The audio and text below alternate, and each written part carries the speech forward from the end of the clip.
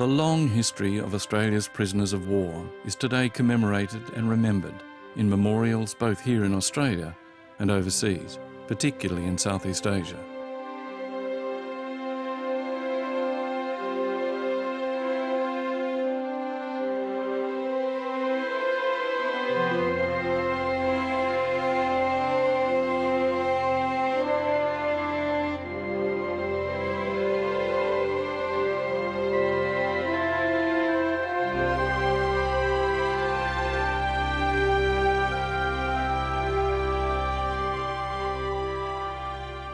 While it is important that we remember the suffering of these Australians, we should also remind ourselves that many former prisoners have spoken of the positive consequences of their captivity, sharing humour in dark times, seeing bravery and sacrifice firsthand, and forging unbreakable friendships that have lasted their whole lives.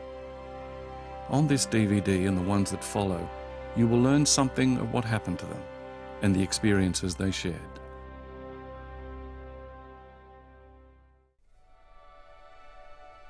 Just as death and disease have been an inevitable part of Australia's wars, so too has been the taking of prisoners.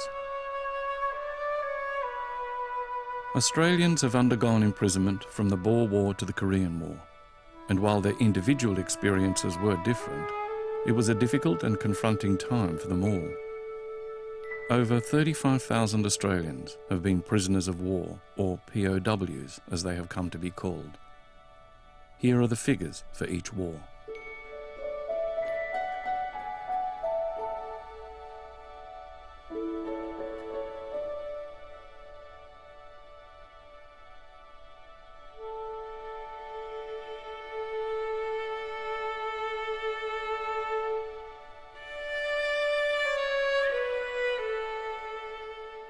After the descendants of Dutch settlers in South Africa, called Boers, invaded British colonies there, a war broke out between the Boers and the British, the Boer War. Australia, as a part of the British Empire, offered troops, and more than 16,000 Australians served. 600 of them would die, half of them from disease, and 104 were taken prisoner. Most were freed by June 1900. The First World War was a terrible experience for the newly federated nation of Australia. A baptism of fire that killed tens of thousands of mostly young Australian men. Around 60,000 Australian military personnel were killed and about 160,000 wounded.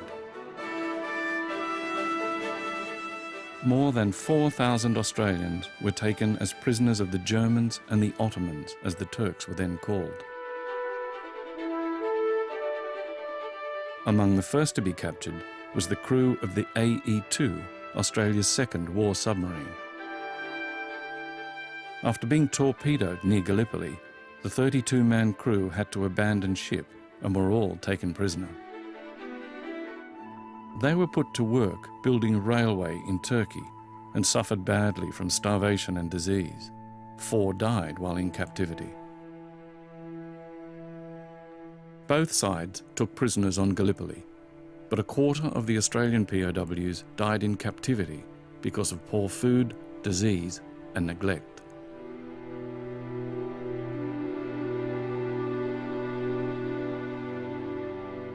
Over 2,000 kilometres away, on the battlefields of the Western Front, over 3,000 Australians became prisoners of the Germans. They experienced a difficult and harsh captivity with little food and were often forced to work. But when they returned home, Australia had suffered so many terrible casualties that unfortunately their experiences were mostly ignored and forgotten.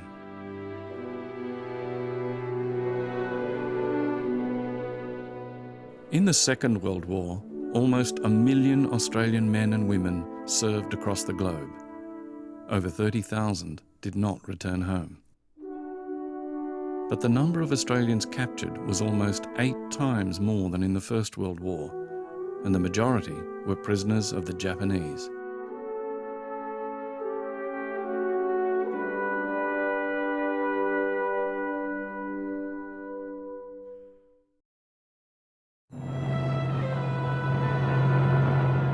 Almost 15,000 of the 22,000 Australian servicemen captured by the Japanese were taken at the fall of Singapore in February 1942.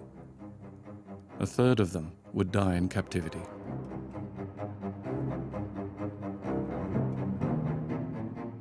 Australians were imprisoned by the Japanese in many places: Malaya, Burma, Thailand, Java, Sumatra, Borneo, Manchuria, Formosa, now Taiwan, and on the islands of Ambon and Hainan.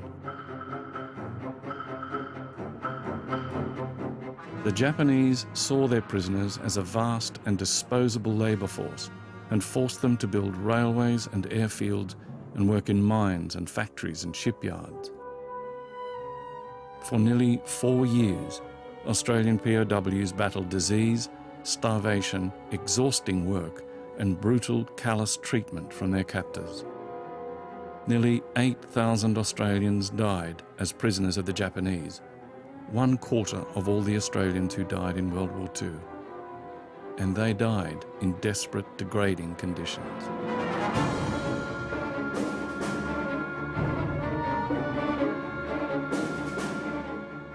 Other Australians were held in Italian and German prison camps in World War II, almost 9,000 men. Most were infantry captured in Greece and Crete, or RAAF aircrew, who were generally taken prisoner after being shot down. These prisoners too suffered some brutality and mistreatment. 250 of them died during the war, but the conditions of their captivity were generally better than their comrades in the Pacific.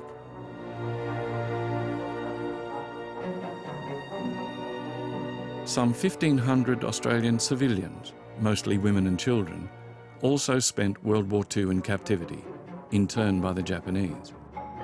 Unfortunately for them, they were in the wrong place at the wrong time and were swept up when the Japanese invaded places like Malaya, China and Rabaul.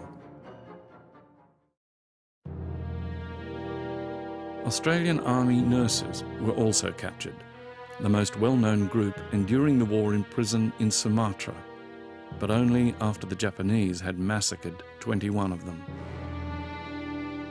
A further 8 would die in captivity. Though they weren't made to work, they also suffered deprivations and humiliation.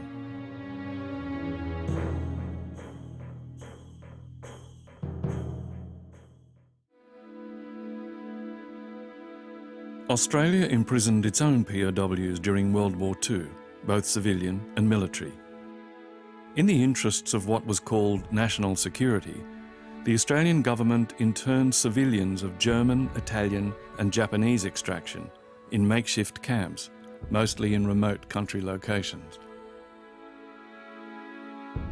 Australia also held over 25,000 military personnel during the war: Japanese, Germans and Italians. Many of the Italians were allowed out to work on farms, but the Germans and Japanese were held in high-security camps. Conditions in these camps were acknowledged to be fair and reasonable, but despite this, a mass breakout of Japanese POWs occurred in a camp in Cowra, in New South Wales in 1944. 234 Japanese and 4 Australian soldiers died in the ensuing chaos.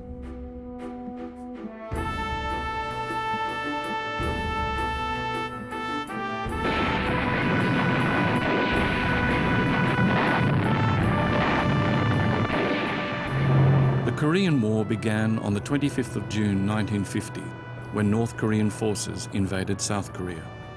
The Australian Army, Navy and Air Force fought as part of the United Nations multinational force, defending South Korea from the communist forces of the North and later China. 29 Australian servicemen were captured by North Korean or Chinese forces during this war. Most were kept in appalling conditions, and it's incredible that almost all of them survived. They suffered neglect, hunger and brutality, and all during the most terrible of winters. As well, they had to endure attacks on their minds through a technique called brainwashing to try and turn their loyalties. They were finally released when a ceasefire was agreed in July 1953.